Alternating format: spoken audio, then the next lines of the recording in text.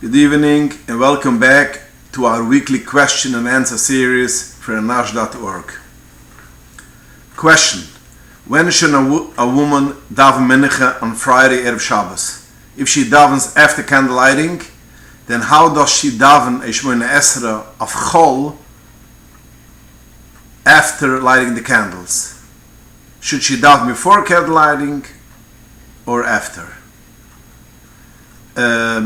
As we mentioned already in previous shirim, that women are makabel Shabbos when they light the candles.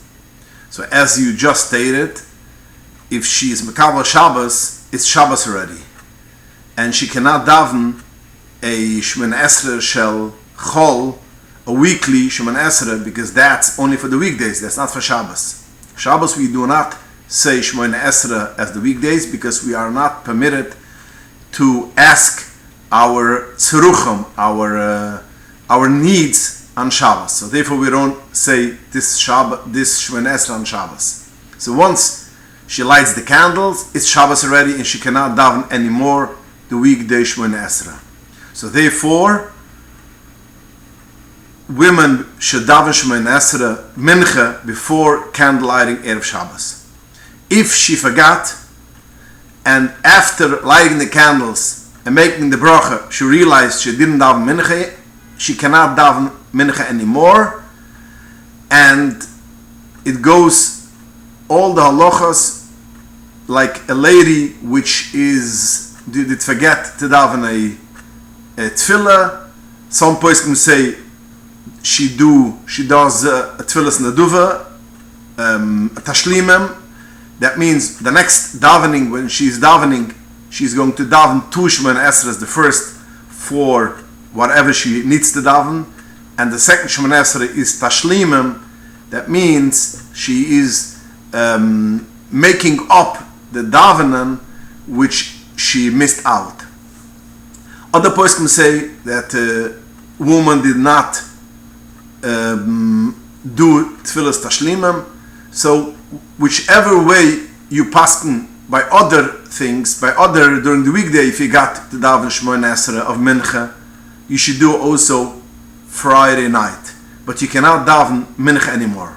But if in the middle of lighting the candles, she realized that she did not yet daven mincha, and she did not yet make the bracha and finish to light the candles, she's in the middle of lighting the candles, then she should have in mind she's making a t'nai, a condition that she's not makabel Shabbos with this lighting of the candles. Shulchan Aruch, it says that the person letzoirich gudel, he could make a t'nai that he doesn't want to be makabel Shabbos by lighting the candles, and then she could still make a malocha and daven mincha after mincha. So if she reminded herself after she finished lighting the candles, she cannot daven mincha anymore. But if she reminded herself in the middle of lighting the candles, then she could have in mind that she doesn't want to be makabel Shabbos with this candle lighting, and then she should daven mincha after lighting the candles, and after davening mincha, she should be makabel Shabbos. Question: I'm preparing a small batch of honey made, which required 2 aeration cycles per day. During the weekdays, I use electric aerating like a fish tank. The batch is about half done. It takes 2 weeks, and it will be the first Shabbos.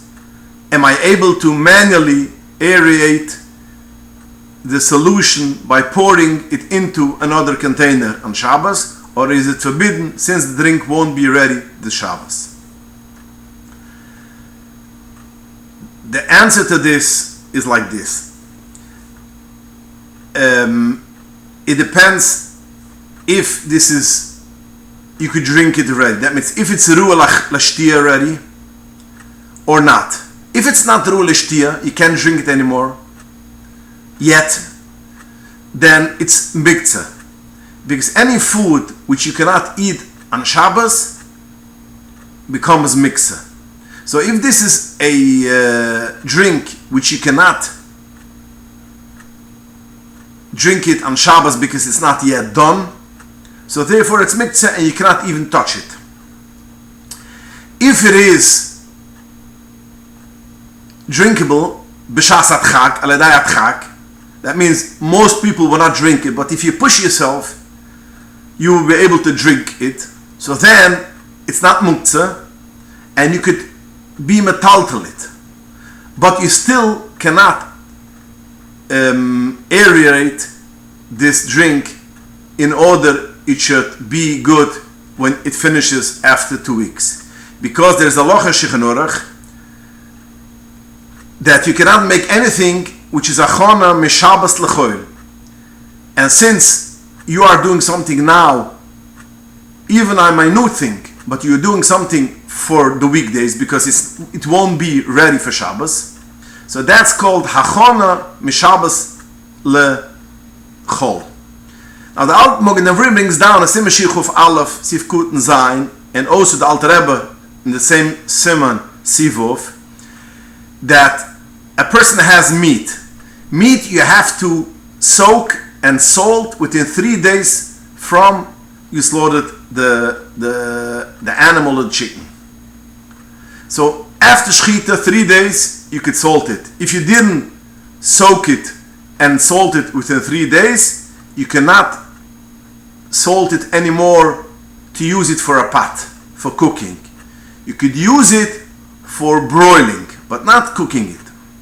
Now, if it happens that a person, the third day after Shechita, it's on Shabbos, so the question is, may I take this meat, putting it into water, soak it again? So once you soak it again within the 3 days, you could still salt it after 3 days. Only if you don't soak it within the 3 days, in the middle of the 3 days, you cannot salt it anymore. But if within the 3 days you soak it again, so you have another 3 days since you salted. That means you cannot go through 3 days without it should be in water. Now, if the third day is on Shabbos, am I permitted to take this meat and soak it in the water in order I should be able to eat it, salt it and eat it after Shabbos? So the Mogen Avruam and the Alter Rebbe Paskins like him says that you cannot do it, and that's called achona. Although you don't do a big thing, you just take the meat and you soak it into the water. And we're talking about meat which is not muksa. It's still also to do because that's called achona. Because you won't be able to do it, make it ready for Shabbos, because you cannot salt meat on Shabbos. So therefore, it's also to do it on Shabbos. And the Mogen Avruam and the Alter Rebbe adds, it's not the same as if a person has vegetables which he wants to soak in water in order it shouldn't get spoiled or stale. You could soak it in water, because over there it's ru'al achila. You could eat it on Shabbos. And if you're going to soak it, you could eat it right after you take it out of the water. But this meat, since you cannot eat it on Shabbos, you cannot do this soaking, because that's achona mishabbos lechoil. So let's take it back to our question. When you have a honey made which is not ready for drinking, and it will take 2 weeks, and now it's not ready, even though it's ready, let's say al da'at chak, and it's not muksa, but still doing it, aerating it for the weekdays, it's also to do. Now, if a person has a lot, and if he's not going to do it, it's going to get spoiled. So the Alter Rebbe Paskins, you could tell for a goy to do it, because since it's only a shvus, achona is only a shvus, you could tell for a goy, he should do the achona b'mukam hefset gudel, hefset meriba. But since you write that you are preparing a small batch, so you don't have hefset meriba also, so therefore you cannot even tell it for a goy. Question. I realized in the middle of benching that I forgot to take off the knife from the table. Can I take it off in the middle of benching? Good question. The Alter Rebbe writes in Simon Kif Pai Sivuf, Nahagim, the minig is that you cover the knife while you are benching. Why? Because the table where a person eats is like a mazbeach, And by the Mizbeach, it says that you should not put a piece of metal on top of the Mizbeach, because metal comes to shorten the life of a person. The Mizbeach comes to make a person to live longer, to lengthen the life of a person. So you cannot put a thing which shortens the life of a person on a thing which the opposite thing, which is strengthens the life of a person, lengthens the life of a person. Also, another reason, because the shilchan which a person eats is mechaper on sins, because on this table you also give to eat for orchem. So it's a gewaldige zach, a place which you give to eat for orchem, that it's like ashurus hashchina. So therefore we don't have, by benching, a knife uncovered. The Alter Rebbe adds on, although weekdays we do cover the knife, but Shabbos Yom Tov we don't cover it, because in the weekdays there's a koyach of Esav. So Esav is the person which he's involved in killing people, Rahman al-Islam, and he shortens the life of a person. Shabbos Yom Tov, Esav does not have a koyach, and therefore Shabbos Yom Tov we don't have this minig. So the question is here, it's in the weekdays, and I realized that I didn't take off the knife in middle of benching. Should I take it off now in middle of benching or not? And the answer is no, you cannot take it off. Because the Alter Rebbe writes in Shulchan Aruch and Simon Kif Pai Gimel Sif Yud Aleph that to be mafsik in middle of benching is aser medina. Mitzad halacha, it's aser to be mafsik, and benching has the halacha like in middle of Shemoneh Esrei. A lot of people do not know. They pick up the phone and they say, I cannot talk, so to speak, and they do all kinds of things in the middle of benching. But the Shulchan Aruch, it says that benching is like Shemoneh Esrei, and whatever you cannot do in the middle of Shemoneh Esrei, you cannot do in the middle of benching. So since to be mafsig in the middle of Berchs Hamazon is Medina, halacha, and taking off a knife from the table while you're benching is only a minig, like the Alter Rebbe starts nehagin. So therefore, you cannot be mafsik in the middle of benching and be over of halacha Medina for a minig Yisrael. Question: I teach Torah to women on Zoom 3 times a week. I upgraded to the paid Zoom, as it is a tirchel to have them log on again after 40 minutes. I do not charge for classes. Can I pay for the Zoom service from Muas Maser? And the answer is yes, you could pay it for Maser. Since you are doing a mitzvah, you're giving a shir, a Torah lesson for people, and that's L'Tzorich mitzvah, that's Tzorich limud Torah, or being Mekar of other Yidden to Hashem Yisborach. So therefore, it is a Tzorich mitzvah, and whenever you do something which is a tzorich mitzvah, you buy something tzorich mitzvah, and you're not machiv to buy it. Let's say it's not like an esrik that you have yichiv to have an esrik. This is a thing which you're not machiv.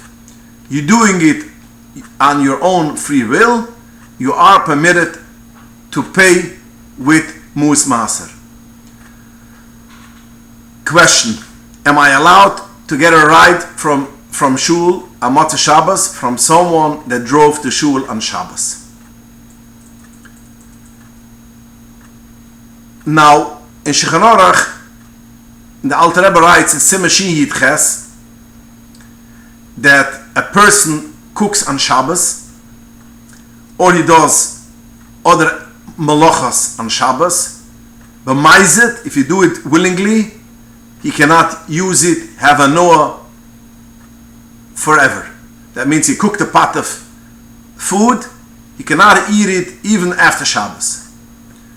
That's a knas. Chazal cancelled him because he was over on the Isser. But someone else which did it, that means someone else could eat Motzei Shabbos right away.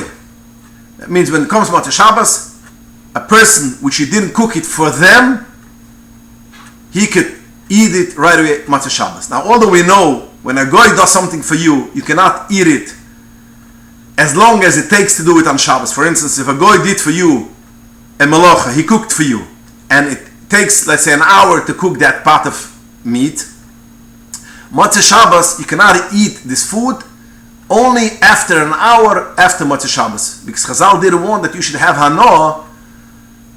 If you're going to eat it right away Motzei Shabbos, you have hanoah for Motzei Shabbos. You're going to say for the goy next week again that he should cook something for you. Since saying for a goy to do a malacha is, but in the people's eyes, it's not a big isur, so therefore people will do and go to a goy and tell them that they should cook for me, in order that I should be able to eat it right away in Motzei Shabbos.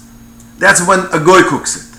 But when a yid does a malacha in Shabbos, Chazal did not cancel and wasn't afraid that you're going to tell for someone else he should cook for you, because someone else will not cook for you and be mechal Shabbos. Nobody is going to sin for someone else if he doesn't gain anything. So therefore, Chazal say that if a yid cooks something on Shabbos, a person which it wasn't cooked for him, he can eat right away on Motzei Shabbos. So Me'ikar Adin, if a yid came to shul on Shabbos, and Motzei Shabbos, the rabbi of the shul, which this question was asked by a rabbi of the shul, could ask, Mitzad Halacha, he could ask that yid, he should take him home Motzei Shabbos, because by a yid there's not a knas that he will do it again next week. But that's only by a frum yid, because a frum yid, we have the chazukah, a person will not sin for someone else if he doesn't gain himself. So you won't ask someone else to sin for you because he's not going to do it. But in this scenario, this case, which a yid is not a frum person, which comes to shul on Shabbos because he doesn't know better. He thinks that you could drive on Shabbos, and even if he thinks you cannot drive on Shabbos, but he knows that he could only come to shul when he's driving, and the choimer of Shabbos is not that strong for him. So I feel that it is not kedai for a rabbi to go home with one of his mispalalim Motzei Shabbos, because that would encourage him to do it next week and a week afterwards and do it again. Because by him, Mechel Shabbos is not a big deal. So although halachically we did not cancel the yid to have a nuah Motzei Shabbos from a malach which someone else did, but in this case, I don't think it's a wise thing that the person should go drive home with a car which other yid drove to shul on Shabbos when he doesn't know the big thing of Shabbos, and he might sin again for someone else. Question: can one wash linen or laundry after Chatzois on Friday if he only needs it after Shabbos? The Shulchan Aruch writes in Simmer Reish Mem Beis Sif Aleph that there's a tkon of an Ezra Sofer that you should wash laundry on Thursday. Mipnei Kvod HaShabbos. For Kvod HaShabbos you should wash laundry. Now there's a machloikis, what is the takona of Ezra? The Magen Avraham writes that the takona was that you should wash laundry on Thursday and not on Friday. Mipnei Kvod Shabbos means that you should not wash Friday because you should have time to prepare other things for Shabbos. So the takana was not to wash on Friday, only wash before Friday. Now you could wash on Tuesday or Wednesday. The Iker takana was not to wash on Friday. That's the Das HaMagen Avraham.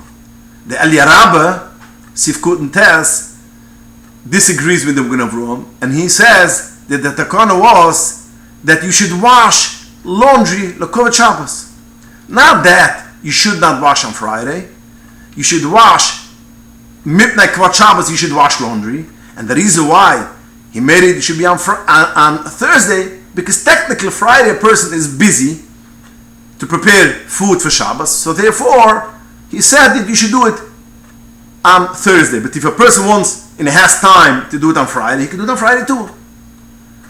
So we have a Machlokes Magen Avruam which says you cannot wash, you should not wash on Friday, and the Aliyah Rabbah says that you could wash on Friday. The Alter Rebbe Shulchan Aruch writes, Ezra was masakin you should wash laundry Thursday on Shabbos for Kvot Shabbos. In order you should have nice, clean clothing for Shabbos. But Erev Shabbos, you don't have time, so therefore you wash it Thursday. Now if you read in good in the words of the Alter Rebbe, you're going to see that he holds like the Aliyah Rabbah. That corner was that you should have clean clothes on Shabbos. Now, on Thursday, that's only a technical thing. But if you want to wash on Friday, you could still wash on Friday. So is Mashmuas from Alter Rebbe. And this is also how the Mishnah Brira, Sharatzin, Sifkut, and Tezayin also holds that the Ikir is like the Aliyah Rabbah. So, to answer now your question, could you wash laundry on Friday after Chatzois if you don't need for Shabbos? The answer is you should not wash if you don't need it for Shabbos. L'kitchila, a person should make sure to wash before Friday, because after all we have a Magen Avruam, which the Magen Avruam says that Konas Ezra was that you shouldn't wash on Friday. Now, although the Aliyah Rabbah disagrees with him, and from the Alter Rebbe Mashmuas is like the Aliyah Rabbah, but still is a Magen Avruam, and it's not clear cut that the Alter Rebbe holds like the Aliyah Rabbah. So therefore, a person which does not have, l'kitchila, a person should wash his clothing on Thursday or beforehand, not Erev Shabbos. But if a person did not wash on Thursday, he can still wash on Friday, because, as we mentioned, the Ikr is like the Aliyah Rabbah. But in your question, which you don't even need the clothing on Erev Shabbos, you should not wash Erev Shabbos. There's no difference between before Chatzos, after Chatzos. Even before Chatzos, the Ketchila, you should not wash laundry, because the Magen Avruam says you should not wash laundry, even what you need for Shabbos. And especially if you don't need for Shabbos, you should not wash Friday at all laundry. Okay, thank you for joining us, and please join us again next week, and send in your questions to inbox@Anash.org. Good night and have a wonderful week.